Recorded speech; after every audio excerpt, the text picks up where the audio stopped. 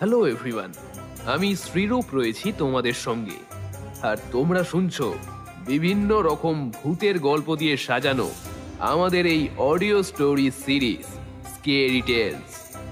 আমাদের চ্যানেলে যারা নতুন রয়েছো তাদের উদ্দেশ্যে বলছি, তোমরা যদি বন্ধু আমাদের স্কেরি টেলসকে এখনো পর্যন্ত সাবস্ক্রাইব না করে থাকো তাহলে কি করছো, তাড়াতাড়ি সাবস্ক্রাইব করো। স্কেরি টেলসে আজ তোমরা শুনবে সৌরভ দত্তের কলমে একটি হাড় হিম করা গ্রাম বাংলার ভূতের গল্প, ভর দুপুরে যেতে নেই। আজকের গল্প পাঠে রয়েছে অমিত, গল্পের সূত্রধার আমি শ্রীরূপ। শুরু হচ্ছে স্কেরি টেলসের আজকের গল্প, ভর দুপুরে যেতে নেই।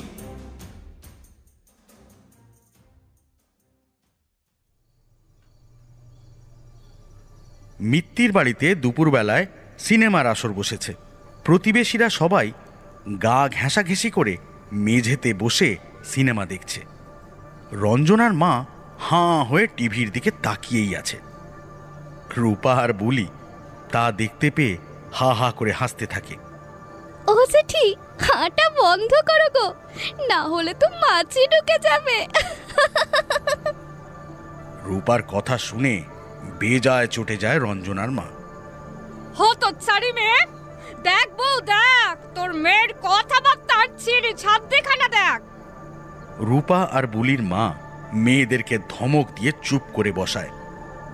এই যা বাড়ি যা, তোদের আর বই দেখতে হবে না। বই দেখতে এসে যত সব বকর বকর। রূপা আর বুলি চুপ হয়। গৃহকর্তা দীপক মিত্তিরের বউ রাধারানী বলে, যেতে হবে না, বস, চুপটি করে বস। রঞ্জনার মায়ের চোখ যায় ময়নার দিকে। ময়না দীপক আর রাধারানীর মেয়ে। তাদের একটি ছেলেও আছে, বিল্টু। ময়না উদাসীন হয়ে সিলিংয়ের দিকে তাকিয়ে আছে। ও ময়না, তুই এভাবে বসে আছিস কেন রে মা? এখন তো তোর আনন্দে থাকার কথা রে। ময়নার মন ভালো নেই। কাল পাত্রপক্ষ দেখতে আসবে তাকে। দেখতে শুনতে ভালো হওয়ায় পরপর অনেকগুলো সম্বন্ধই এসেছে মিত্তির বাড়িতে। কিন্তু সে তো তার মন কবে থেকেই দিয়ে রেখেছে ও পাড়ার শম্ভুকে। মেয়ে জানিয়েছে শম্ভুও বাড়ি এসেছিল, কিন্তু না, রঞ্জন মিত্তিরের জেদ তার বংশে কেউ কখনো প্রেম প্রণয় করে বিয়ে করেনি। সবাই বড়দের পছন্দ করা পাত্র বা পাত্রীর সঙ্গেই বিয়ে করেছে। এই পরম্পরা সে ভাঙবে না। বই দেখতে ইচ্ছে করছে না তো ও ঘরে গিয়ে শো যা। মুখের ওরকম চেহারা করে থাকলে লোকে কি ভাববে শুনি? তোর বাবা মা তো আর তোর শত্রু না। তোর বাবা যা করছে তা তোর ভালোর জন্যই করছে। এখন বুঝতে পারছিস না, কিন্তু পরে ঠিকই বুঝতে পারবি। ময়না উঠে গট গট করে এ ঘর থেকে পাশের ঘরে চলে যায়। যাচ্ছিস যা, তেজ দেখাস না। আজ তো আবার শনিবার, স্কুল তো ছুটি হয়ে গেছে। বিল্টু এখনো তো বাড়ি ফিরলো না। এই হয়েছে এক ছেলে। ওহ, টিভিতে বিজ্ঞাপন শুরু হয়েছে। রঞ্জনার মা রাধারানীর কথা ধরে বলে, দেখো কোন আদারে বাদারে ঘুরে বেড়াচ্ছে।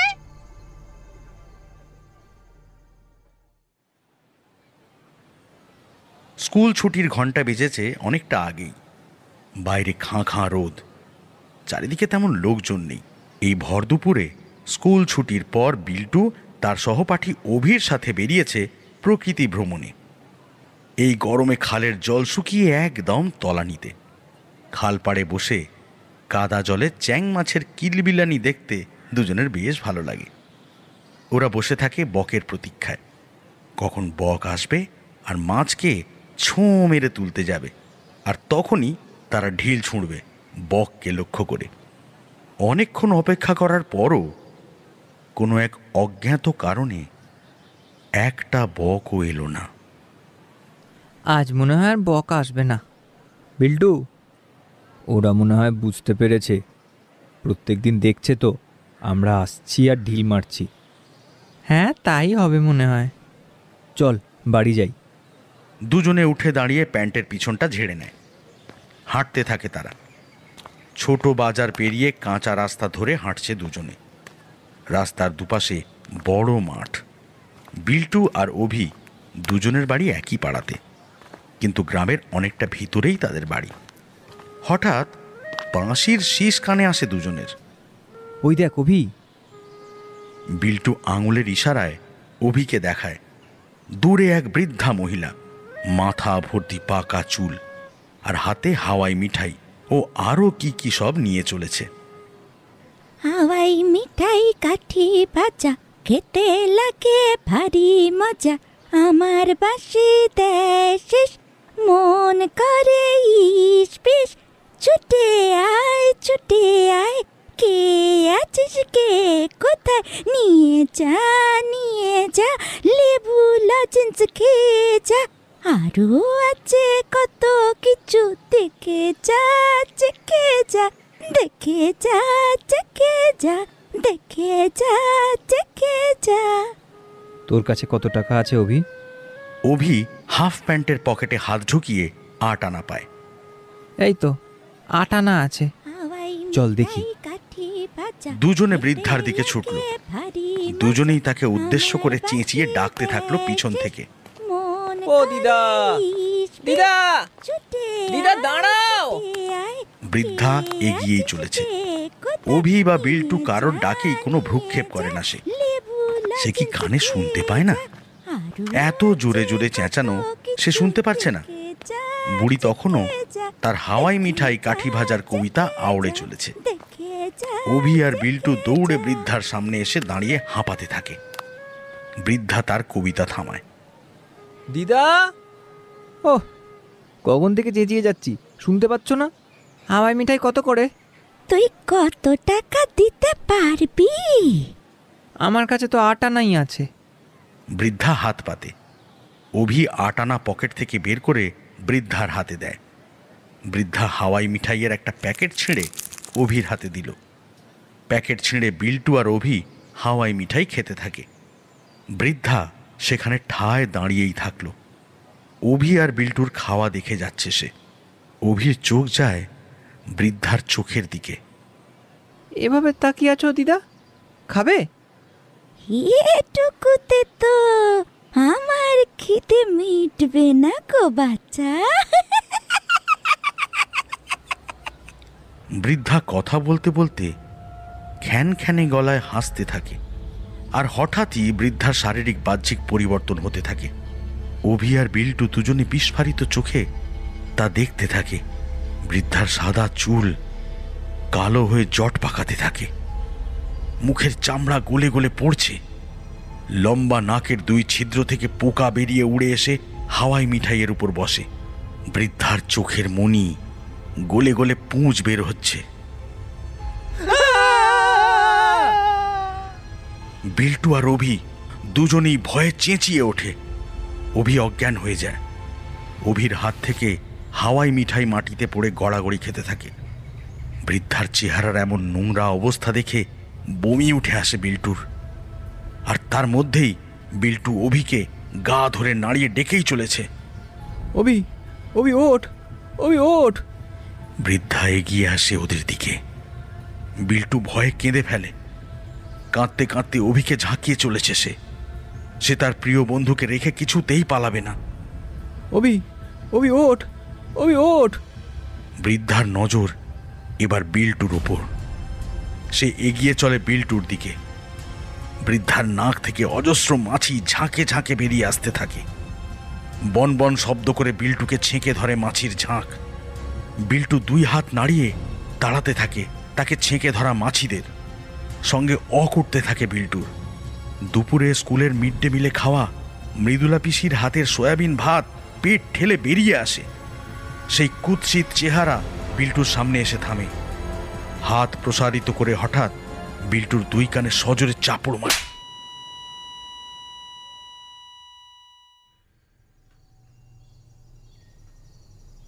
এই ছেলেটা যে কোথায় টোটো করে ঘুরে বেড়ায়, আসুক আসুক আজ বাড়িতে, ওর হচ্ছে। খারা তুই খারা, চিন্তা করিস না, খেলতে গেছে মনে হয় বিল্টু, চলে আসবে। ও তো খেলতে গেলেও ব্যাগ রেখে যায়, আর একবার তো বাড়িতে আসবে নাকি? দেখুন 5:30 বেজে গেছে। হ্যাঁ মা, আপনি ঘরে থাকুন, আমি একটু গিয়ে দেখি।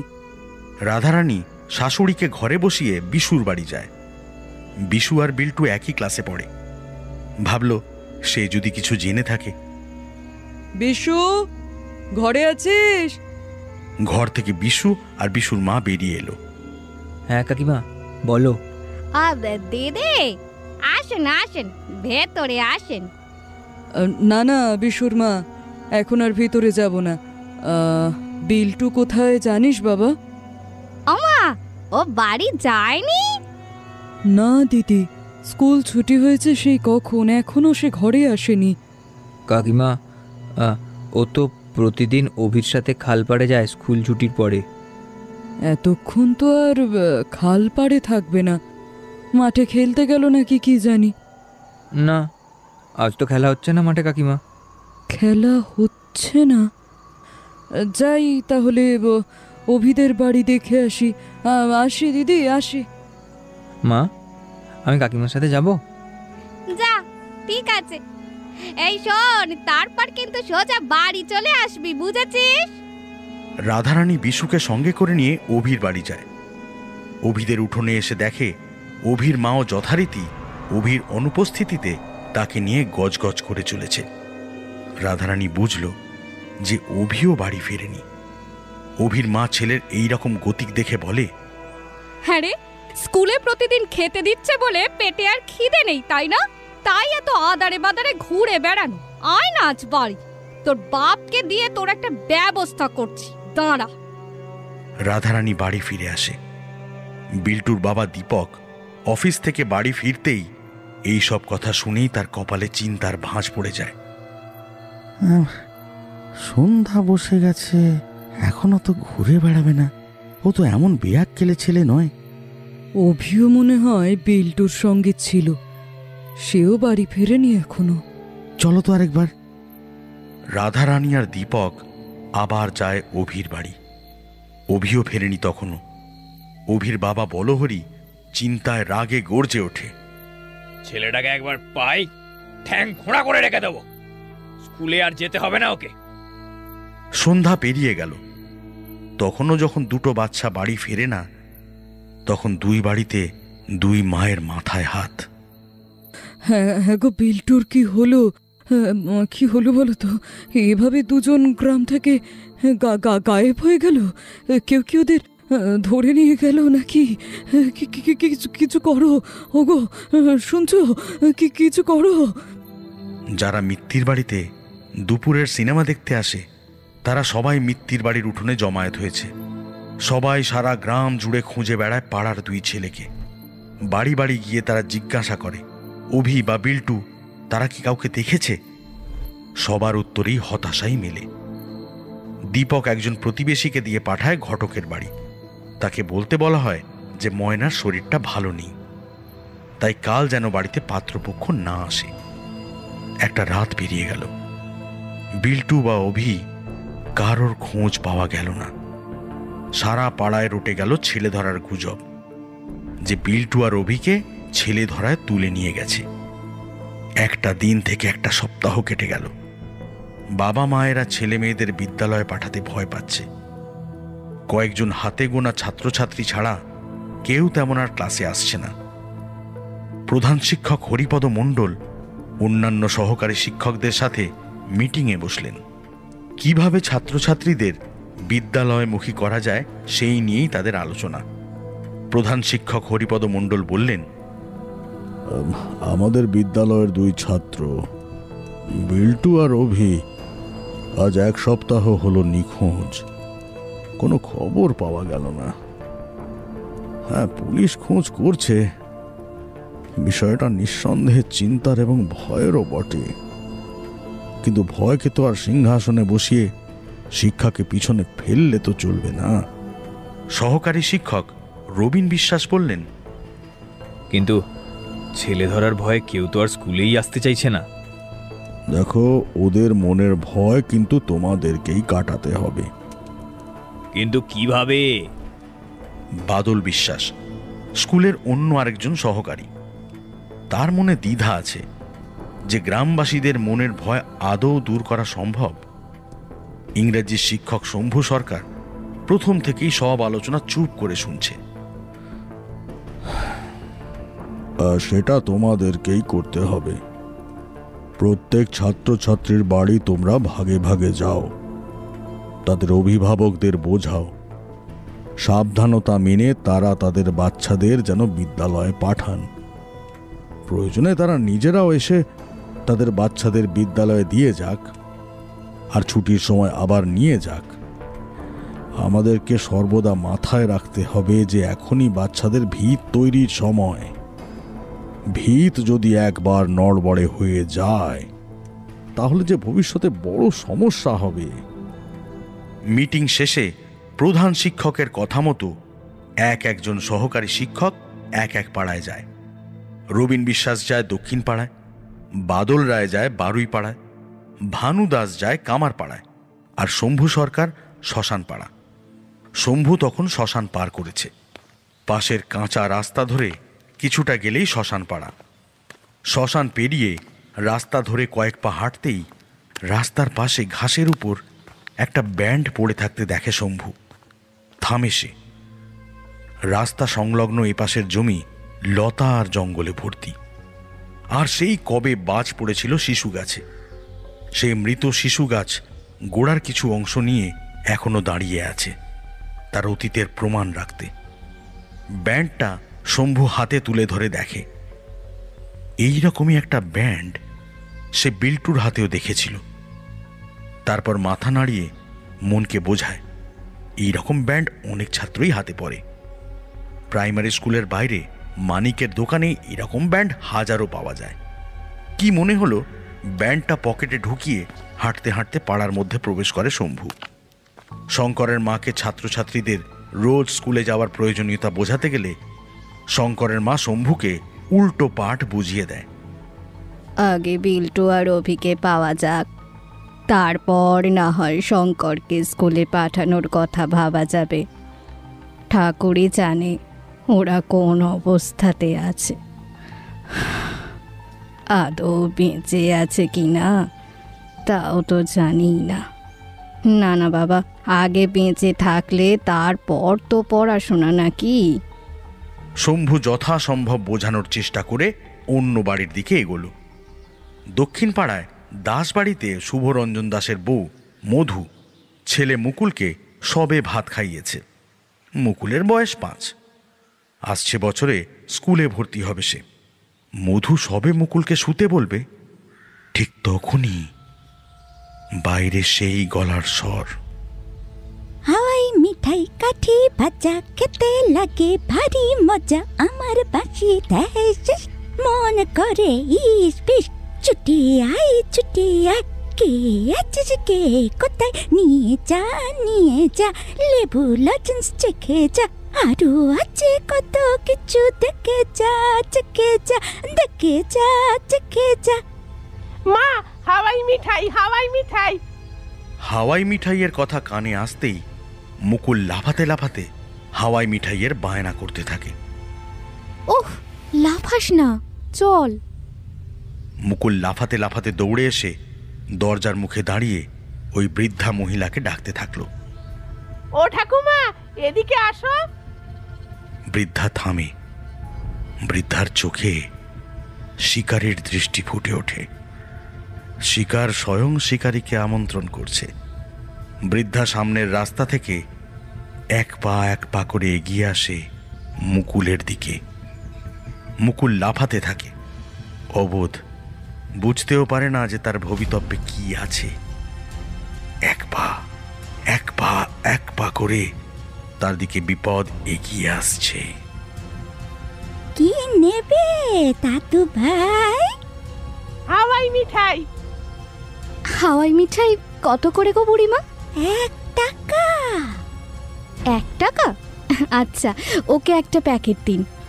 হাওয়াই মিঠাইয়ের একটা প্যাকেট ছিঁড়ে মুকুলের হাতে দিয়ে মুকুলের মুখের দিকে তাকিয়ে থাকে বৃদ্ধা। বড্ড পিপাসা গো, বড্ড পিপাসা, শরীরে মনে জল দেবে মা?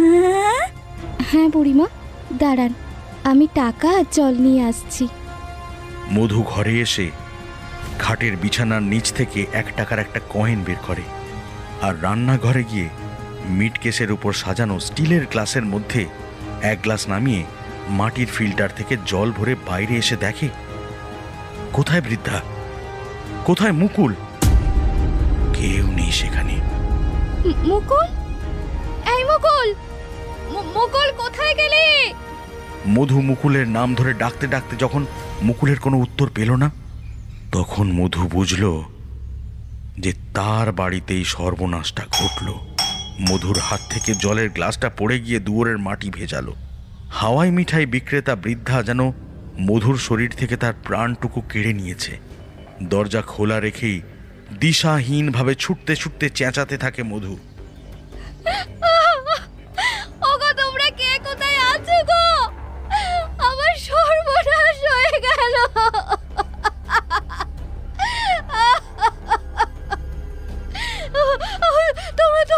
তোমরা কে কোথায় আছো গো? আমার মুকুলকে বাঁচাও, আমার মুকুলকে ধরে নিয়ে চলে গেল। আমার মুকুলকে ধরে নিয়ে গেল। আমার ছেলে। সামনের রাস্তার 2 দিকে তাকিয়ে দেখে কোথাও সেই বৃদ্ধা বা মুকুলের চিহ্ন মাত্র নেই। মধু বুঝতে পারে না কোন দিকে সে ছুটে দেখবে। ইতিমধ্যে মধুর চেঁচামেচি শুনে প্রতিবেশী নরেনের বউ শিলা আর বিনার মা ছুটে আসে। কি হয়েছে মুকুলের? দিদি, ও দিদি, কি হয়েছে? এরকম করছো কেন গো? আমার মুকুল। আরে বাবা, বলো না কি হয়েছেটা কি মুকুলের? আমার মুকুলকে ছেলে ধরে নিয়ে গেছে গো। হ্যাঁ, ছেলে ধরা?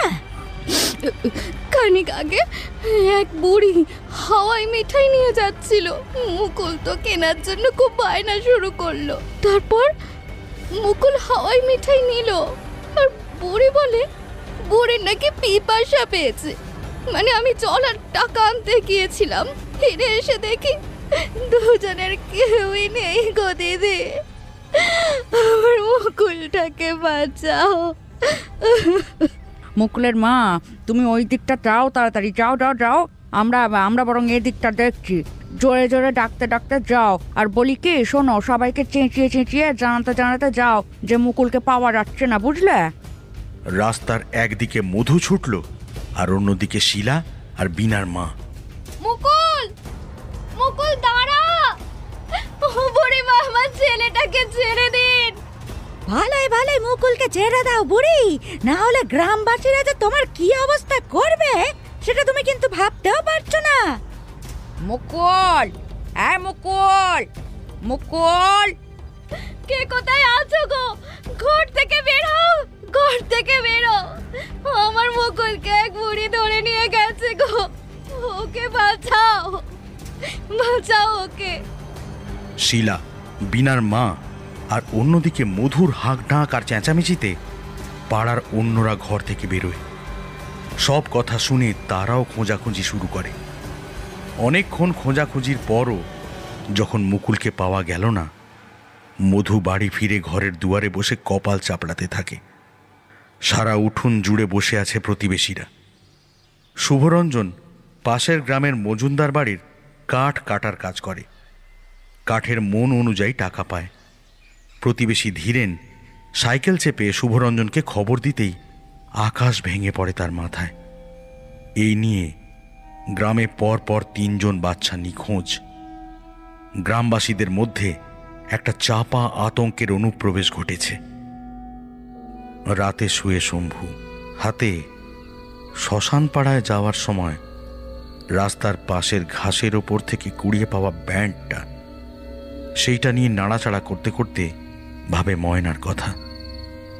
চিন্তায় হয়তো খাওয়া দাওয়াই হচ্ছে না ময়নার। কেমন আছে সে? শম্ভু ঘরের লাইট বন্ধ করে শুয়ে কিছুক্ষণের মধ্যে ঘুমিয়ে পড়ে। হঠাৎই ঘুম ভেঙে যায় শম্ভুর চেনা একটা গলার আওয়াজে। শম্ভু দাদা, শম্ভু দাদা। শম্ভু হুড়মুড়িয়ে ওঠে। চারিদিকে অন্ধকার। অনেক হাতড়েও মাথার পাশের টর্চটা হাতে পেল না সে। কে কে ওখানে? বিল্টু? শম্ভু দাদা, শম্ভু দাদা। আমি কিছু দেখতে পাচ্ছি না বিল্টু। তুই কোথায় বলতো? কোথায় ছিলি এতদিন? জানিস তোকে খুঁজে না পেয়ে কাকু কাকিমা আর ময়নার কি অবস্থা হয়েছে? শম্ভু দাদা, বাঁচাও, বাঁচাও শম্ভু দাদা। আরে কি হয়েছে তোর? হঠাৎই অন্ধকার ভেঙে দূরে আলো ফুটে উঠল বিল্টুকে ঘিরে। এবারে শম্ভু দেখতে পারে বিল্টু ছটফট করছে। শম্ভু বিছানা থেকে উঠতে যাবে, এমন সময় শম্ভু বুঝতে পারে তার পায়ে কোনো জোর নেই। অবশ হয়ে আছে শরীরের নিচের অংশ। ছাড়ো। বিল্টু কি হয়েছে? এমন করছিস কেন? বাঁচাও শম্ভু দাদা, বাঁচাও আমায়। ও আমাকে নিয়ে যাবে। কে কোথায় নিয়ে যাবে বিল্টু? আরে খুলে বল আমায়। আর তখনই শম্ভু দেখে অন্ধকার ভেদ করে দুটো কুৎসিত হাত বিল্টুকে ঘিরে রাখা আলোর মধ্যে প্রবেশ করে। বিল্টুর গলা টিপে ধরে। বিল্টু ছটফট করছে। হাতের আঙুলে বড় বড় নখ, আর তার সেই হাত বেয়ে গুটি পোকা উড়ে বিল্টুর নাকের ভেতরে প্রবেশ করে। বিল্টু হাত পা ছুঁড়তে থাকে, প্রাণবায়ু বেরিয়ে যাওয়ার অপেক্ষায়। বিল্টু ছাড়ো, ছাড়ো ওকে। এই কে কোথায় আছো? সাহায্য করো, বিল্টুকে বাঁচাও। বিল্টুর শরীর ছটফট করতে করতে থেমে গেল। বিল্টু! শম্ভু চেঁচিয়ে ওঠে। চারিদিকে আবার অন্ধকার। আলোর এক বিন্দুও নেই। গলা শুকিয়ে গেছে শম্ভুর। শম্ভু বুঝতে পারে যে সে স্বপ্ন দেখছিল। টর্চ লাইট জ্বালিয়ে বিছানা থেকে নেমে ঘরের আলো জ্বালে শম্ভু। শরীরটায় কেমন একটা অস্বস্তি হচ্ছে তার। বিছানায় এসে মাথার বালিশের পাশে রাখা জলের বোতল থেকে ঢক ঢক করে জল খেতে থাকে সে। জলের বোতলের মুখ বন্ধ করে রাখতে যাবে, এমন সময় শম্ভুর চোখ যায় বিছানার ওপর সেই ব্যান্ডটির ওপর। শম্ভু হাতে ব্যান্ডটা নিয়ে বিড়বিড় করতে থাকে। আজ হঠাৎ এমন স্বপ্ন দেখলাম। ঈশ্বর কি আমায় কোনো ইঙ্গিত পাঠাচ্ছে তাহলে? আচ্ছা, বিল্টুর কি আমাকে প্রয়োজন? এই ব্যান্ডটা আসলে বিল্টুর না তো? যদি 1% সম্ভাবনা থাকে যে এটা বিল্টুর, তাহলে না না না না, সময় নষ্ট করা চলবে না। শম্ভু টর্চ হাতে নিয়ে বিছানা থেকে নেমে আসে। ঘরের বাইরে এসে বাইরে থেকে দরজার শিকল তুলে দিয়ে বেরিয়ে পড়ে। এত রাতে যদিও শম্ভুর বাইরে বেরোনোর অভ্যাস নেই। চারিদিক নিস্তব্ধ। নিস্তব্ধতার মধ্যে একটা চাপা ভয় লুকিয়ে থাকে। আর শ্মশান শব্দ মাথায় আসতে বিভিন্ন ভয়ের ভাবনা মাথায় ঘুরপাক খেতে থাকে তার।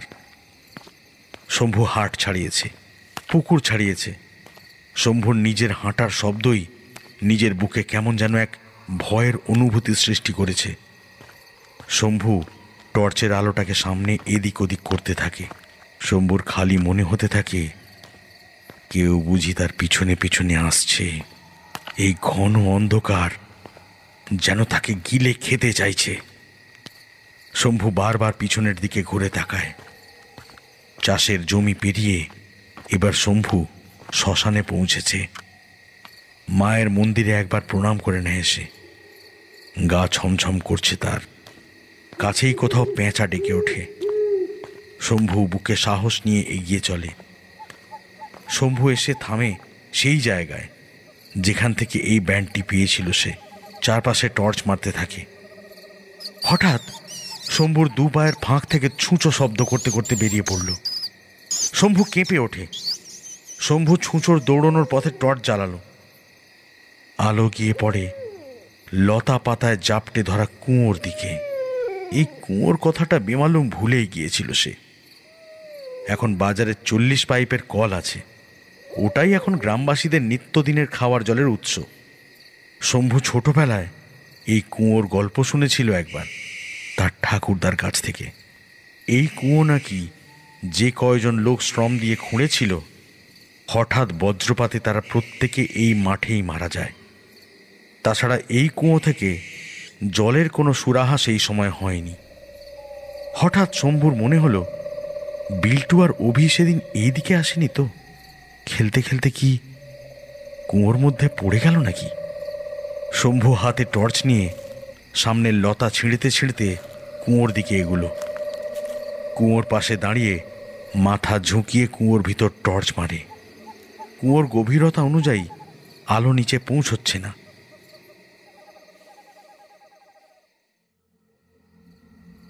কোনো এক অন্ধকার পুরীতে চোখ মেলে বিল্টু। চোখের পলক ভারী, শরীর দুর্বল, কানের ধারে বনবন শব্দ হচ্ছে, একটা গুমোট ভাব, নিঃশ্বাস নিতে কষ্ট হচ্ছে। ছোট্ট কিছু একটা এসে বিল্টুর পায়ের আঙুল খুঁটে খুঁটে খাচ্ছে, মাঝে চিঁচি শব্দ হচ্ছে। বিল্টু চোখ মেলে, মৃদু লালচে আলো চারিদিকে, যা এই জায়গার অন্ধকার দূর করতে পারছে না। বিল্টু ভয় পেয়ে যায়। চারিদিকে ইঁদুর ছুটে চলেছে, মাছি পোকামাকড় উড়ে বেড়াচ্ছে। বিল্টু হাত পা নাড়াতে থাকে। বিল্টু দেখে পাশে অভিও চোখ বন্ধ অবস্থায় পড়ে আছে, তার পাশে আরেকজনও আছে। অভি, অভি ওঠ, অভি ওঠ। অভিকে গা ধরে ঝাঁকাতে থাকে বিল্টু। অভি চোখ মেলে। বিল্টু, এটা কোথায়? জানি না, এটা মনে হচ্ছে নরক। এতদিন খাল পাড়ে বককে ঢিল ছুঁড়ে মারতাম আমরা, তার জন্যই মনে হয়। কি বলছিস? এই এই ভাই, আমাদেরকে কি তাহলে ওই গরম তেলে ভাজবে? বিল্টু অবশ হওয়া পায়ে জোর খাটিয়ে দাঁড়াতে চায়, কিন্তু পায়ে টান পড়ে। পেছন থেকে শিকড় জাতীয় কিছু বিল্টুর পা পেঁচিয়ে ধরে। অভি, অভি, এই দেখ, এই দেখ, নরকের শাস্তি মনে হয় শুরু হয়ে গেছে রে। ছাড়ো, ছাড়ো। অভি বিল্টুর পা মুক্ত করার চেষ্টা করে, কিন্তু কোথা থেকে সেই শিকড় এসে অভির হাত পা পেঁচিয়ে ধরে। দুজনেই চেঁচাতে থাকে। বাঁচাও, বাঁচাও। শ্মশান পাড়ার মাঠের লতা জড়ানো কুয়োর পাশে দাঁড়িয়ে যখন কুয়োর অতল গভীরতা মাপতে সক্ষম হয় না শম্ভু, পা পেছনে ফেরায়, কিন্তু তখনই একটা চাপা শব্দ কানে আসে শম্ভুর। শম্ভু থামে। সে কি ঠিক শুনছে? আবার কুয়োর দিকে ফিরে কুয়োর চারিতে কান লাগায়। বাঁচাও, বাঁচাও। আবছা শব্দ কানে আসছে। শম্ভুর বুকটা ঢিপ ঢিপ করতে থাকে। এই গভীর রাতে তার সঙ্গে কোন মায়ার খেলা শুরু হলো? শম্ভু ভাবে, এত অস্পষ্ট চাপা শব্দ আসছে কোথা থেকে? শম্ভু একটু ভয় পেয়ে যায়। শম্ভু পিছু হাঁটে বাড়ির পথে। শম্ভু জোর পায়ে হাঁটতে হাঁটতে শ্মশান ছাড়িয়ে ধানের মাঠের কাছে এসে থমকে যায়। চাঁদের আলোয় দেখা যাচ্ছে দূরে ধান ক্ষেতের উপর দিয়ে ভেসে আসছে এক আবছা মূর্তি। শম্ভুর হৃদয়ে কম্পন দ্বিগুণ হতে থাকে। শম্ভু আর এগোলো না। রাস্তার ধারের মোটা শিশু গাছের আড়ালে লুকিয়ে পড়ে সে। আবছা ছায়ামূর্তি হাওয়ায় ভাসতে ভাসতে এই দিকেই এগিয়ে আসে। মুখ থেকে কেমন একটা শব্দ বের হচ্ছে তার। শিশু গাছের পাশের কাঁচা রাস্তা দিয়ে শ্মশানের দিকে এগোতেই তার চুল আর শয্যা দেখে শম্ভু বুঝল যে অতি প্রাকৃতিক ছায়ামূর্তি কোনো নারীর, আর তাকে ঘিরে বন বন করে উড়ে বেড়াচ্ছে মাছির দল। এবারে সে হাত থেকে কি একটা যেন ছুঁড়ে ফেলল। পড়ল তো পড়ল, শম্ভুর পায়ের কাছে এসেই পড়ল। সেই নারী মূর্তি কিছুটা এগোতেই শম্ভু পায়ের দিকে টর্চ মেরে দেখে সেটা একটা ছাগলের আধ খাওয়া ঠ্যাং। শম্ভু আটকে ওঠে। শম্ভু রাস্তার দুধারের লম্বু আর শিশু গাছের আড়ালে আবডালে থেমে থেমে সেই নারী মূর্তির পিছু নেয়।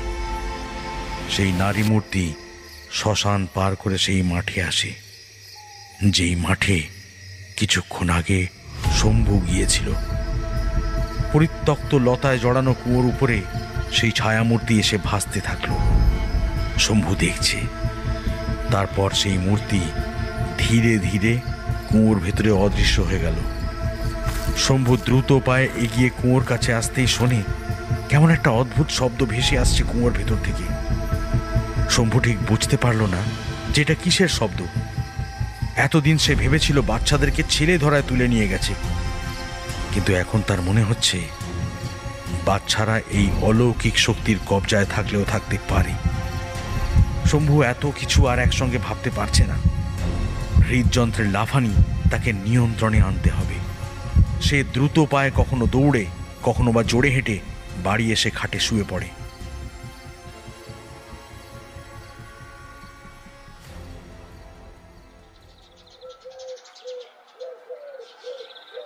সকালের আলো ফুটতেই শম্ভু যায় তার স্কুলের বন্ধু সমীরনের কাছে।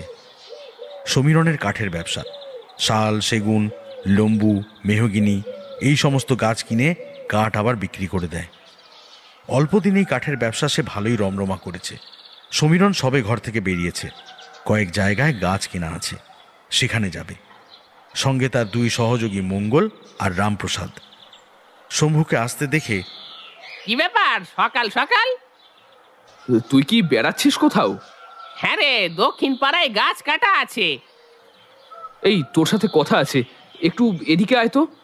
সমীরন বুঝল যে মঙ্গল আর রামপ্রসাদের সামনে শম্ভু কথাটা বলতে চাইছে না। তোরা দাস বাড়ি যেতে থাক, আমি মিনিট 5-এই আসছি। মঙ্গল আর রামপ্রসাদ সাইকেল নিয়ে এগোলো। বল, কোথা থেকে যে শুরু করি? আমি যা বলতে যাচ্ছি তা তোর শুনে হয়তো বিশ্বাস নাও হতে পারে, কিন্তু বিশ্বাস কর সমীরন, আমি একটুও বানিয়ে বলছি না, এটা কিন্তু সম্পূর্ণ সত্যি। আরে হেয়ালি না করে খোলসা করে বল দেখি। আসলে কাল যা হয়েছে। শম্ভু গত রাতের সব কথা খুলে বলে সমীরনকে। কি বলছিস? শুভরঞ্জন কাকার বউ তো সবাইকে বলেছিল মুকুলকে এক বুড়ি ধরে নিয়ে গেছে। তুই বলছিস কাল রাতে তুই এক উড়ন্ত ছায়ামূর্তি দেখেছিস? আর তুই কি এরকম কিছু বলতে চাইছিস যে এই দুইয়ের মধ্যে কোনো সম্পর্ক আছে? সমীরন, আমার মন বলছে ওই বুড়ি কালকের সেই উড়ন্ত ছায়ামূর্তি। বোধহয় ওই ছায়ামূর্তি রূপ পরিবর্তন করতে পারে। কি যা তা বলছিস বলতো তুই? তুই না স্কুলের মাস্টার। শোন ভাই শম্ভু, আমি খোলাখুলি তোকে বলছি, তোর এই উড়ন্ত মূর্তির কথা আমি ঠিক মতো নিজেকে বিশ্বাস করাতে পারছি না। তোর বিশ্বাস না হলে তুই আমার সাথে আজ রাতে চল, নিজের চোখেই সবটা দেখতে পারবি। গ্রামবাসীদের কি কিছু এখন বলবি? এখনই কি বলা ঠিক হবে? না, আজ বরং নিজের চোখে তুই দেখিস, তারপর না হয় ভাবা যাবে খন। আচ্ছা, এখন তাহলে আমি এগোই। আর হ্যাঁ, আজ রাতে আসার সময় তোর গাছ কাটার সময় যে দড়িটা তুই ব্যবহার করিস সেটা কিন্তু সঙ্গে করে নিয়ে আসবি। কেন? দড়ি দিয়ে আবার কি করবি? দরকার আছে। কথা শেষ করে সমীরন সাইকেল নিয়ে দক্ষিণ পাড়ার দাস বাড়ির উদ্দেশ্যে বেরোল। শম্ভু তখন বাড়ির পথে। সামনে দেখে ময়না আর তার মা এই পথেই এগিয়ে আসছে। দুজনের চোখাচোখি হলো, কিন্তু কথা হলো না। শম্ভু মনে মনে বলে, কি দশা হয়েছে চোখের মুখের। ওরা যে মন্দিরে চলেছে তা হাতের ফুল ফল আর বাটা দেখে বুঝতে পারল শম্ভু। শম্ভু বাড়ি ফিরে সময় মতো স্কুলেও যায়। গত রাতের ঘটনা মাথায় ঘুরপাক খেতে থাকে শম্ভুর। তার এই চিন্তা ভাবনার ছাপ মুখেও স্পষ্ট। শম্ভু, ও শম্ভু, কি হয়েছে? প্রধান শিক্ষকের ডাকে সম্বিত ফেরে শম্ভুর। কিছু বললেন স্যার? বলছি কিছু হয়েছে? না না স্যার, আমি ক্লাসে যাই, সময় হয়ে গেছে। শম্ভুকে ছাত্রশূন্য ক্লাসে যেতে দেখে প্রধান শিক্ষক একভাবে তাকিয়েই থাকে শম্ভুর দিকে। শম্ভু স্কুল ছুটির পর বাড়ি ফিরে। সারাটা দিন মন তার চঞ্চল হয়েই থাকে। এক এক প্রহর যেতে যেন এক একটা যুগ লেগে গেল। রাত হয়েছে, ঘরের আলো নেভালো না শম্ভু। খাটে বসেই থাকলো সমীরনের অপেক্ষায়। কিছুক্ষণ যেতেই দরজায় টোকা পড়ল। শম্ভু! সমীরনের আওয়াজের জন্যই এতক্ষণ সে প্রতীক্ষা করেছিল। সমীরনের গলার আওয়াজ কানে আসতেই খাট থেকে নেমে দরজার ছিটকিনি খোলে শম্ভু। এই দড়ি এনেছিস তো? আরে এই তো হাতে আছে, কিন্তু দড়ি কিসের জন্য আনতে বলেছিস? লাগবে, দাঁড়া টর্চটা আগে নি। শম্ভু খাটের ওপর থেকে টর্চটা এনে বাইরে বেরিয়ে শিকল তুলে দেয়। পাশের ঘর থেকে শম্ভুর বাবার নাক ডাকার শব্দ আসছে। এই কাকিমা কিভাবে কাকুর সাথে শোয়, যা নাক ডাকার আওয়াজ! সবই অভ্যাস, চল। শম্ভু আর সমীরণ রওনা হয় তাদের নির্বাচিত গন্তব্যে। শ্মশান পেরিয়ে তারা সেই কুয়োর পাশে এসে দাঁড়ায়। কাল এখান থেকেই আমি অস্পষ্ট বাচ্চার গলার আওয়াজটা পাচ্ছিলাম। সমীরণ কুয়োর ভিতর টর্চ মারে। কিছুই তো দেখা যায়নি রে। তুই এক কাজ কর, দড়িটা ধর, আমি নিচে নামছি। আমি উপরে না আসা পর্যন্ত তুই কিন্তু এখানেই থাকবি। যার কথা কাল বলছিলাম সে হয়তো এখন খাবারের খোঁজে বেরিয়েছে। তুই এতটা নিশ্চিত হচ্ছিস কিভাবে? আমি নিশ্চিত নয়, সবই অনুমান। গাছ বাঁধার সেই মোটা দড়ি দিয়ে শম্ভু নিজের কোমর বেঁধে নেয়। দড়ি শক্ত করে ধর সমীরণ। শম্ভু কুয়োর ভেতর নামে। সমীরণ ধীরে ধীরে দড়ি ছাড়তে থাকে। শম্ভু বিচিত্র কায়দায় হাতটা দড়ির সঙ্গে পেঁচিয়ে নেয় আর এক হাতে টর্চ ধরে। কিছুক্ষণ পরেই তার পায়ে মাটি ঠেকল। সমীরণ, আমি নিচে পৌঁছে গেছি। ঠিক করে দেখ নিচে পোকামাকড় আছে কিনা। হ্যাঁ। শম্ভু টর্চ মেরে এদিক ওদিক করতে করতে কিসে যেন পা ঠেকে তার। আর তখনই কুয়োটা কেঁপে ওঠে। একটা অনাকাঙ্ক্ষিত শব্দ হতে থাকলো। কি হলো শম্ভু? ঠিক বুঝতে পারছি না। আরে উঠে আয় তাড়াতাড়ি। শম্ভু আবার কোমরে দড়ি বেঁধে উঠতে যাবে, আর তখনই দেখে এক সুড়ঙ্গ খুলে গেল। শম্ভু অবাক, কোমরের দড়িটা খোলে সে। সমীরণ, এখানে সুড়ঙ্গ আছে, সুড়ঙ্গের দ্বারটা খুলে গেছে। আরে কি করবি এখন? তাড়াতাড়ি চলে আয়। না, তুই ওপরে অপেক্ষা কর, যাবি না। আচ্ছা ঠিক আছে, কিন্তু সাবধানে। শম্ভু সুড়ঙ্গের ভিতর টর্চ জেলে প্রবেশ করে। সুড়ঙ্গের ভিতর পা রাখতে সুড়ঙ্গের দ্বার বন্ধ হয়ে যায়। সমীরণ ওপর থেকে শব্দটা শুনতে পেল। কি হলো শম্ভু? শম্ভু দরজা খোলার চেষ্টা করে, কিন্তু বৃথা সে চেষ্টা। সমীরণ, সমীরণ, আমি আটকে গেছি। শম্ভুর আওয়াজ বাইরে থেকে অস্পষ্ট, চাপা। শম্ভু এ দ্বার আর খোলার চেষ্টা করল না। টর্চ জেলে ভিতরে পা বাড়ায়। ব্যবসা পরিবেশ, কেমন একটা বিদঘুটে গন্ধ আসছে কোথা থেকে। মনে মনে শম্ভু ভাবে, এ কোন পাতালে এসে পড়ল সে। কয়েক পা এগোতেই শম্ভুর পায়ের পাশ দিয়ে কিচকিচ করতে করতে একদল ছুঁচো ছুটে গেল। শম্ভু কেঁপে ওঠে, হাত থেকে টর্চ মাটিতে পড়ে যায় তার। চারিদিক অন্ধকার। শম্ভু নিচু হয়ে মাটি হাতড়াতে থাকল। কাছেই পড়েছে টর্চটা। হাত এদিক ওদিক করতে করতে হাতে পেল টর্চ। টর্চ হাতে নিয়ে সব দিক ভালো করে দেখতে থাকলো। এখানকার মাটিটা সমান না, উঁচু নিচু। এই সুড়ঙ্গের দেওয়াল অন্ধকারের চেয়েও মিশমিশে কালো। সামনের দিকে এগিয়ে যেতেই নজরে পড়ল পায়ের সামনে একটা মরা ছুঁচো শুকিয়ে আছে। ছুঁচোটাকে পাশ কাটিয়ে কিছুটা এগিয়ে সুড়ঙ্গ বাঁক নিল। এখান থেকে ক্ষীণ লালচে আলোর আভাস পাওয়া যাচ্ছে। শম্ভু বাঁক পেরিয়ে কিছুটা হেঁটে টর্চ এদিক ওদিক করতে করতে যেই পেছনের দিকে বাঁক সংলগ্ন দেওয়ালের দিকে তাকায়, আতঙ্কে তার গলা থেকে চিৎকার বেরিয়ে আসে। বাবা গো! মাটির দেওয়ালের সঙ্গে অজস্র মনুষ্য কোরটি গাঁথা। শম্ভুর চেঁচানোর পর কিছুটা দূর থেকে কয়েকটা গলার অস্পষ্ট জড়ানো শব্দ ভেসে আসে। কিছু করো না আমাদের, ছেড়ে দাও, ছেড়ে দাও। শম্ভু বুঝতে পারল না কথাগুলো, কিন্তু এবারে সে ভালোই ভয় পেল। শম্ভু পিছু হাঁটে। কয়েক পা যেতেই থামে সে। হঠাৎ তার মনে হলো যে সে যদি ফিরে যায় তাহলে তো আসল কাজই পূরণ হবে না। রহস্যের জাল তো আরো জটিলতর হয়ে উঠবে। শম্ভু সাহস করে পা টিপে টিপে সেই শব্দের উৎস অনুমান করতে হাঁটতে থাকে। সমীরণ কুয়োর পাশে চুপ করে ঠায় দাঁড়িয়ে আছে। হঠাৎ কানে ছাগলের চেঁচানোর আওয়াজ ভেসে আসে। এই রাতে আবার কোথায় ছাগল চেঁচাচ্ছে? এদিক ওদিক তাকাতে তাকাতে সমীরণ খেয়াল করে দূরে শ্মশান পাড়ার মধ্যে দিয়ে ভেসে আসছে এক মহিলা অবয়ব, সঙ্গে জাপটে ধরে আছে কয়েকটা ছাগল। সেটা সমীরণ অনুমান করল শব্দের উৎস বুঝতে পেরে। সমীরণ তড়িঘড়ি কুয়ো থেকে দড়ি তুলে পেছনের দিকের ভাটির জঙ্গলের আড়ালে ঢুকে পড়ে। সেই মহিলা অবয়ব ভেসে যত কাছে আসছে, ছাগলের ডাকের সঙ্গে আরও একটা শব্দও প্রকট হচ্ছে। মহিলা অবয়ব কুয়োর কাছে আসতেই সমীরণ ভাটির ঝোপের আড়াল থেকে চেয়ে দেখে সেই নারী মূর্তির দিকে। নারী মূর্তিকে ঘিরে অজস্র পোকা উড়ে বেড়াচ্ছে। সমীরণ মনে মনে ভাবতে থাকে, শম্ভুর কথাগুলো হুবহু মিলে গেল।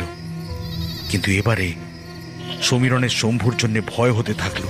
শম্ভু সুরঙ্গে আটকা পড়েছে। সমীরণ কিভাবে সাহায্য করবে তাকে? একমাত্র ভগবানই তাকে রক্ষা করতে পারে। সমীরণ বিড়বিড় করে, ভগবান শম্ভুকে রক্ষা করো, আমার হাতেই ওর জীবন মরণ। সহায় হও তুমি ভগবান, তুমি সহায় হও। মহিলা অবয়ব কুয়োর মুখের কাছে এলো, আর তারপর ধীরে ধীরে কুয়োর ভিতরে অদৃশ্য হয়ে গেল। কুয়োর মধ্যে আবার সেই শব্দ। সমীরণ বুঝল সুরঙ্গের দ্বার আবার খুলছে।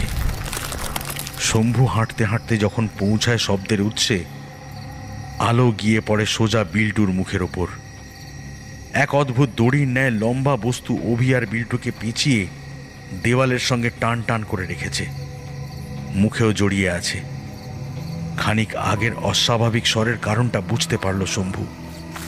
সে একটু এগোতেই বুঝতে পারল এটা কোনো দড়ি নয়, এটা গাছের শিকড়, সচল শিকড়। শম্ভু কাছে যাবে এমন সময় সুরঙ্গের দরজা খোলার আওয়াজে সাবধান হয়ে সে নিজের ঠোঁটে আঙুল দিয়ে বাচ্চাদের বোঝায় চুপ থাকতে, তাকে নিয়ে কথা না বলতে। শম্ভু তাড়াহুড়ো করে এদিক ওদিক করতে করতে সামনে আরেকটা বাঁকের একপাশে লুকিয়ে পড়ে। ছাগলের আওয়াজ এখানেও স্পষ্ট হলো। সেই ভয়ঙ্করী অবয়ব অভি আর বিল্টুর সামনে আসতেই দুজনে চেঁচিয়ে ওঠে, কাছে এসো না, কাছে এসো না, কাছে এসো না, ছেড়ে দাও আমাদের, এসো না, এসো না, এসো না, বাবা বাঁচাও। এক ঝাঁক মাছি ঘিরে ধরলো দুজনকে। বাঁচাও, বাঁচাও। দুজনের চেঁচামেচিতে মুকুলের জ্ঞান ফেরে। চোখ খুলতেই এমন মূর্তি দেখে মুকুলও চেঁচিয়ে ওঠে,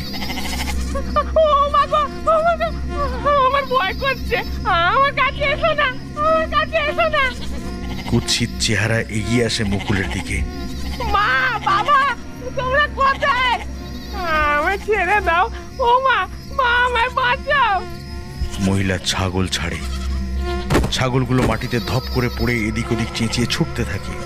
ক্ষীণ আলো আধারিতে শম্ভুর চোখ যায় এই পাতালপুরীর রানীর পায়ের দিকে। পায়ের পাতা তার সম্পূর্ণ উল্টো দিকে। সে ধীরে ধীরে এগিয়ে চলে মুকুলের দিকে, হাত বাড়ায় মুকুলের দিকে। আঙুলে নোংরা বড় নখ। মুকুলের থুতনির নিচে হাত দিয়ে হালকা হেসে থুতনি উঁচু করে বলে,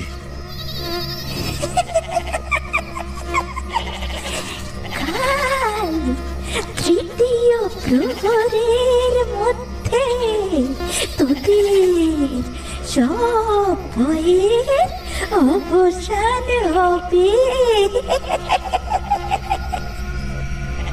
ভয়ঙ্করীর হাতের এক ক্ষত জায়গায় পুঁজের ওপর মাছি বসে ভন ভন করতে করতে মুকুলের গালে এসে বসল। মুকুল ঘৃণায় বমি করতে থাকে, আর সঙ্গে সঙ্গে সেই মহিলা হাঁটু গেড়ে বসে নিচে পড়ে থাকা বমির গন্ধ শুকে লম্বা জিভ বের করে চাটতে থাকে। সঙ্গে মাছির দল জাঁকিয়ে ধরে বমি।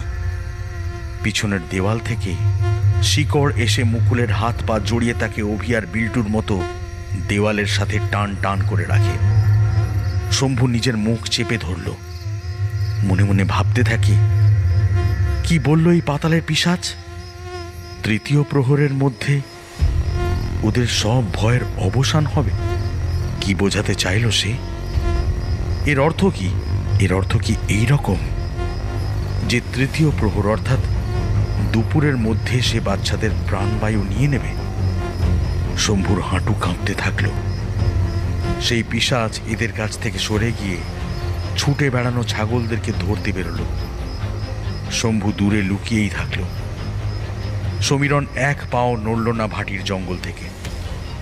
কোন মুহূর্তে তার বন্ধুর তাকে প্রয়োজন হয় সেটা বলা যায় না।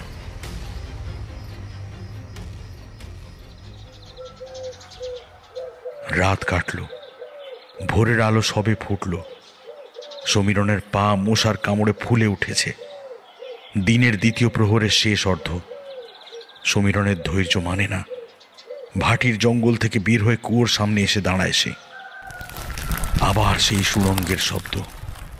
সমীরণ আবার যায় ভাটির জঙ্গলে। কুয়ো থেকে ভেসে বেরিয়ে এলো গত রাতের সেই পিশাচ মূর্তি। গত রাতে তার মুখ ছিল অস্পষ্ট। সমীরণ এবার তার রূপ চাক্ষুষ করল। হাত পা মুখের পচা মাংস ও হাড় দেখে সমীরণ চোখ বন্ধ করে নেয় কয়েক সেকেন্ডের জন্য। ভাটির ডালের ফাঁক দিয়ে দেখে সেই মূর্তি এক বুড়ির অবয়ব নিয়ে হেঁটে বেরিয়ে গেল। ভাটির গাছের আড়াল থেকে বেরিয়ে আসে সমীরণ। আবার কুয়োর ভেতরে মুখ এনে সমীরণ চেঁচাতে থাকে, শম্ভু, এই শম্ভু, তুই ঠিক আছিস? ভগবান, ও কি ঠিক আছে নাকি? নাকি দূর দূর কি সব ভাবছি আমি। শম্ভু! সমীরণ সুড়ঙ্গের দ্বার খোলার শব্দ পায় আবার। কুয়োর অন্ধকারে টর্চের আলো এদিক ওদিক করছে। সমীরণ! শম্ভু, শম্ভু, তুই বেঁচে আছিস? ভগবান, তোমার অশেষ কৃপা। ওই রাক্ষসী তোকে দেখতে পারেনি তো? না না, দেখতে পাইনি। সে অনেক কথা, পরে বলবো। অভি, বিল্টু ওরা সবাই বেঁচে আছে। সঙ্গে আরেকটা বাচ্চাও আছে, মনে হয় শুভরঞ্জন কাকার ছেলে। তার মানে ওই ভয়ঙ্করী রাক্ষসী ওদের ধরে নিয়ে এসেছে। আমাদের হাতে আর সময় নেই সমীরণ। তৃতীয় প্রহরের মধ্যেই ওই শয়তানি বাচ্চাগুলোকে শেষ করে দেবে। তুই ওদের নিয়ে আয়, আমি দড়ি ধরছি। আরে নিচে সবকিছুই কেমন অদ্ভুত। আমি এখন ওদের আনতে পারবো না।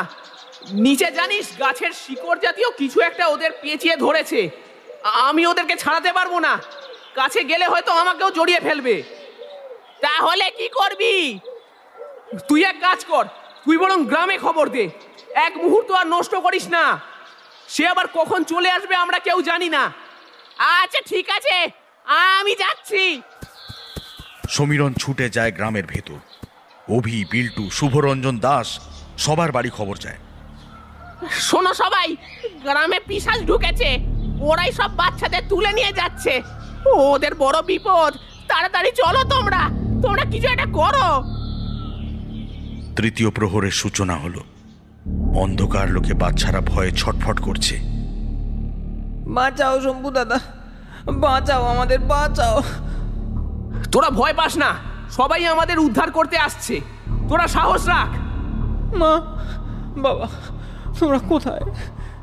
তাড়াতাড়ি আসো, তাড়াতাড়ি আসো না, বাঁচাও আমাদের। আবার সুড়ঙ্গের শব্দ। তার অর্থ পাতালের ভয়ঙ্করী আবার চলে এসেছে। শম্ভুর বুকটা ছ্যাঁত করে উঠল।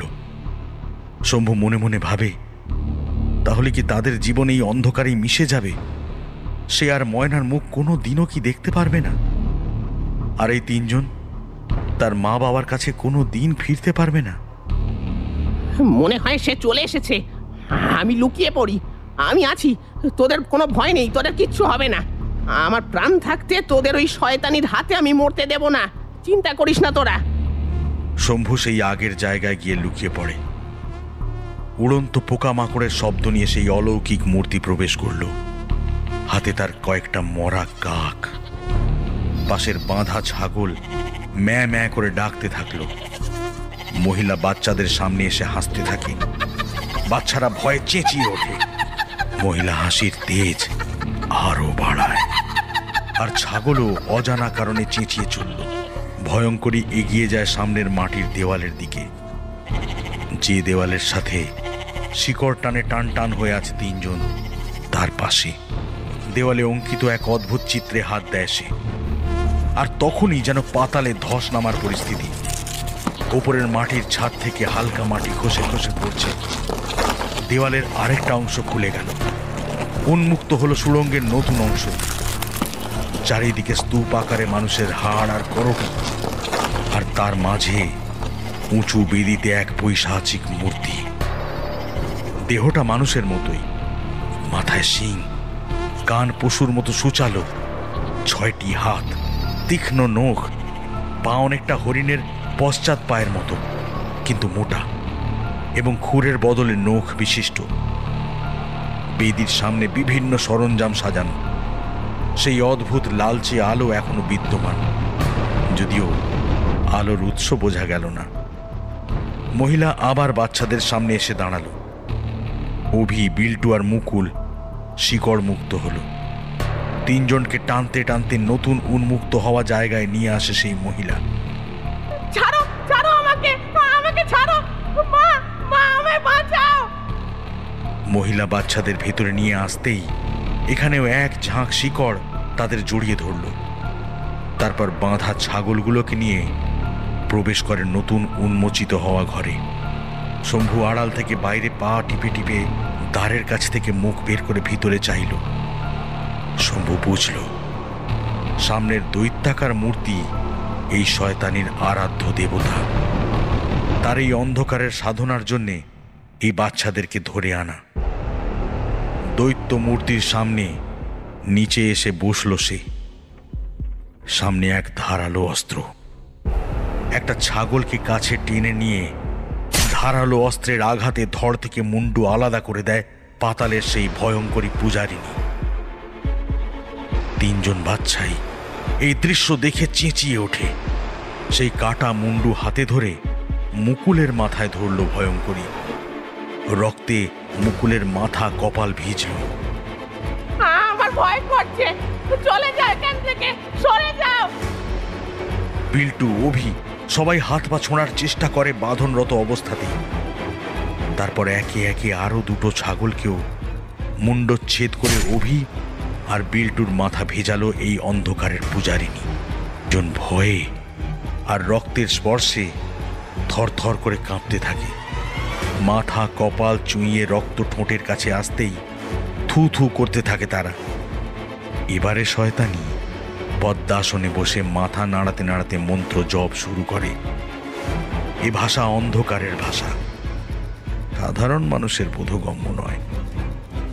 মরা কাকের মুন্ডু কেটে সামনে রাখল আর সেই মন্ত্রোচ্চারণ শুরু করল।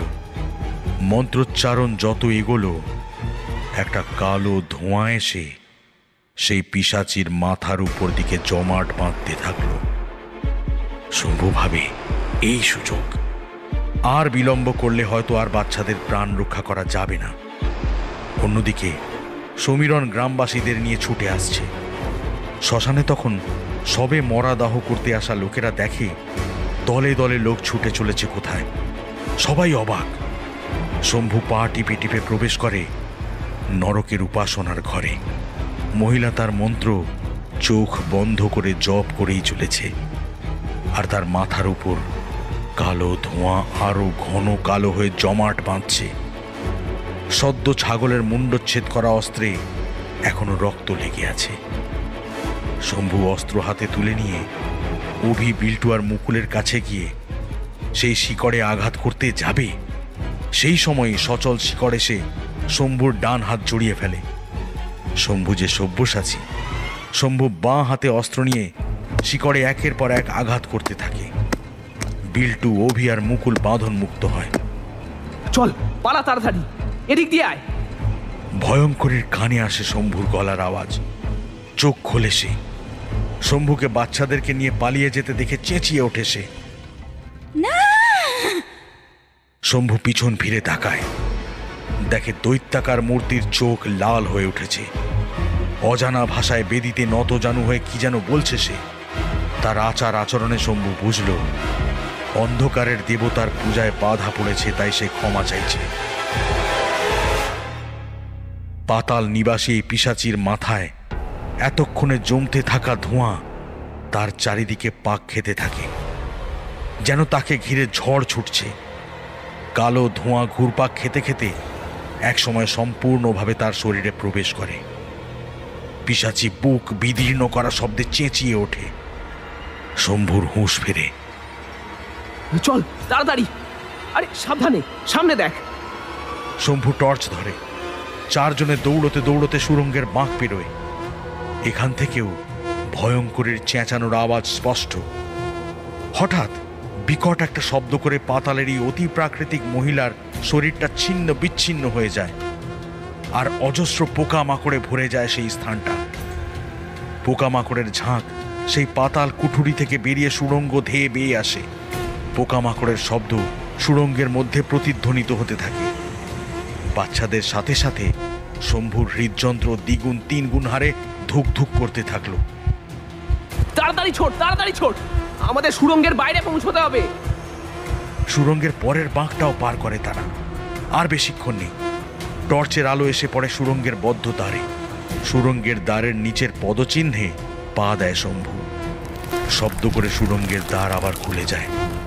চারজনে বেরিয়ে আসে। আবার দ্বার বন্ধ হয়ে যায়। পোকামাকড়ের শব্দ কাছে এসে থেমে গেল। কুয়োর নিচ থেকে ওপরে জমা হওয়া মানুষের গলার আওয়াজ পাওয়া যাচ্ছে। বিল্টু, অভি, মুকুলের মায়ের কান্নার আওয়াজ সব শব্দকে ছাপিয়ে যাচ্ছে। শম্ভু কুয়োর অন্ধকারে লাইট নাড়াচাড়া করতে থাকে। কুয়োর ওপর থেকে নিচে মুখ বাড়িয়ে থাকা লোকজন আলোর নাড়াচাড়া দেখতে পায়। সমীরণ বলে, আরে তোমরা থামো, তোমরা থামো, শম্ভু মনে হয় বেরোতে পেরেছে। আরে ওই তো লাইট দেখা যাচ্ছে। সবাই শান্ত হয়। সমীরণ, শুনতে পাচ্ছিস? হ্যাঁ রে, শুনতে পাচ্ছি। আমার মুকুল, আমার মুকুল ঠিক আছে, ঠিক আছে, ও কি প্রাণে বেঁচে আছে? সবাই ঠিক আছে সমীরণ, তুই এবার দড়ি ফেল। ওপর থেকে দড়ি ফেলা হলো। একে একে সবাইকে টেনে ওপরে ওঠানো হলো। বিল্টু, অভি আর মুকুল তার বাবা মাকে এতদিন পরে দেখে হাউ মাউ করে কাঁদতে থাকে। আমাদেরকে রাক্ষস ধরে নিয়ে গিয়েছিল বককে ঢিল মারার জন্য। এত কিছুর পরেও বিল্টুর কথা শুনে শম্ভু হালকা হেসে ফেলে। শম্ভু দাদা গিয়ে আমাদেরকে বাঁচিয়ে দিয়েছে। বিল্টুর বাবা দীপক শম্ভুর সামনে এসে হাত জোড় করে। মুখে কিছু বলে না। শম্ভুও দীপককে কিচ্ছু বলল না। সমীরণ, এই কুয়ো বন্ধ করার ব্যবস্থা করতে হবে যত তাড়াতাড়ি সম্ভব। মাঠের শেষ প্রান্ত থেকে মাটি কেটে গ্রামবাসীরা কুয়োর মুখ ভরিয়ে দিল। আচ্ছা, তুই তো আটকে পড়েছিলি, তারপর বেরোলি কিভাবে? আরে শেষবারের মতো যখন ওই শয়তানি সুড়ঙ্গ থেকে বেরিয়েছিল না, আমি তখনই ওর পিছু নিয়েছিলাম। আমি দেখলাম দ্বারের মুখে নিচে দুটো পদচিহ্ন খোদাই করা আছে। সে যেই সেই পদচিহ্নে চাপ দেয়, সুড়ঙ্গের দ্বার সঙ্গে সঙ্গে আপনা আপনি খুলে যায়। আমি যখন প্রথম সুড়ঙ্গে আটকা পড়ি, তখন সেই পদচিহ্ন আমি খেয়াল করিনি, তাই জন্যই আটকে পড়েছিলাম। ওহ, অনেক ধকল গেছে তোদের। পাশের গ্রাম থেকে আসা সব যাত্রীরা এই গ্রামের গল্প তাদের গ্রামেও চাউর করতে থাকে। পর পর ভর দুপুরে বাচ্চা নিখোঁজ হয়ে যাওয়ার ঘটনা গ্রামবাসীদের মনে একটা চাপা উত্তেজনা ও অস্থিরতার সৃষ্টি করলেও এর কারণে একটা ভালো ঘটনা ঘটেছে। দীপক মিত্তির শম্ভুকে তার জামাই করতে রাজি হয়েছে। সামনের অঘ্রাণেই শম্ভু আর ময়নার 4 হাত এক হতে চলেছে। মাঝের কয়েকটা মাস দেখতে দেখতে কেটে গেল। অপেক্ষার অবসান ঘটিয়ে শম্ভু আর ময়নার জীবনে আসে বহু প্রতীক্ষিত সেই মিলনের দিন। মিত্তির বাড়ি তখন জমজমাট। আলোর রোশনাই আর সানাইয়ের সুরে সারা পাড়া মুখরিত। কচি কাঁচারা এদিক ওদিক ছুটে বেড়াচ্ছে। মণ্ডপে রজনীগন্ধার গন্ধে আর খাওয়ার প্যান্ডেল কচি পাঁঠার মাংসের গন্ধে ম ম করছে। ছাদনাতলায়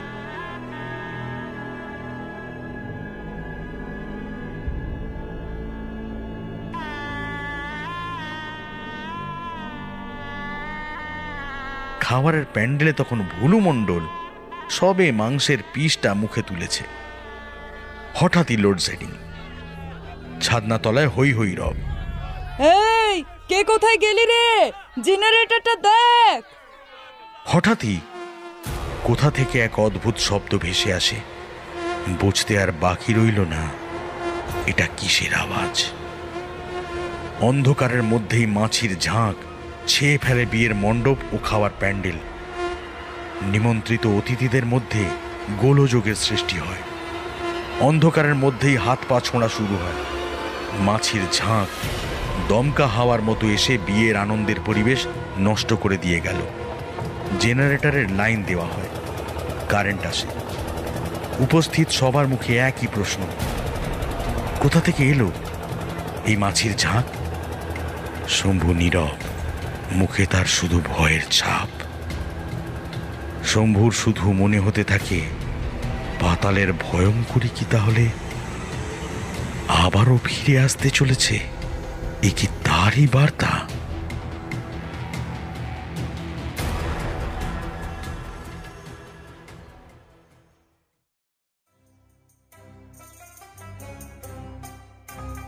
শেষ হলো স্কেরি টেলসের আজকের গল্প ভর দুপুরে যেতে নেই। রচনা সৌরভ দত্ত, গল্প পাঠে অমিত, বিভিন্ন চরিত্রে সঞ্চয়িতা, সায়াম, অয়ন্তিকা, অমিত এবং আমি শ্রীরূপ। গল্পের অডিও অ্যারেঞ্জমেন্ট সুদেশনা। গল্পের সাউন্ড ডিজাইন স্টুডিও রেক 66। গল্পের পোস্টার ডিজাইন এবং সমগ্র পরিকল্পনা ও পরিচালনায় আমি শ্রীরূপ। তোমরা তোমাদের লেখা গল্প স্কেরি টেলসে পাঠাতে পারো teamscarytales@gmail.com এই ঠিকানায়। তবে একটা বিষয়ে একটু খেয়াল রেখো বন্ধু, গল্পের শব্দ সংখ্যা যেন ন্যূনতম 5000 হয় এবং অবশ্যই গল্পের সঙ্গে গল্পের একটি 250 শব্দের সামারি তোমরা কিন্তু পাঠিও। তোমরা চাইলে অবশ্যই কিন্তু ফেসবুকে আমার সাথে যোগাযোগ করতে পারো। আমার আইডির লিংক নিচের ডেসক্রিপশন বক্সে আমি দিয়ে রাখলাম। তাহলে কেমন লাগলো আমাদের আজকের গল্পটা তোমাদের? অবশ্যই কিন্তু সবাই কমেন্ট করে জানাও। ভালো লাগলে সবার সাথে গল্পটা শেয়ার করো, গল্পটাকে লাইক করো এবং এরকমই আরও বাংলা হরর স্টোরি শুনতে স্কেরি টেলসকে কিন্তু সাবস্ক্রাইব করো। খুব তাড়াতাড়ি আবারও একটা এরকম রোমাঞ্চকর ভূতের গল্প নিয়ে স্কেরি টেলস কিন্তু হাজির হবে।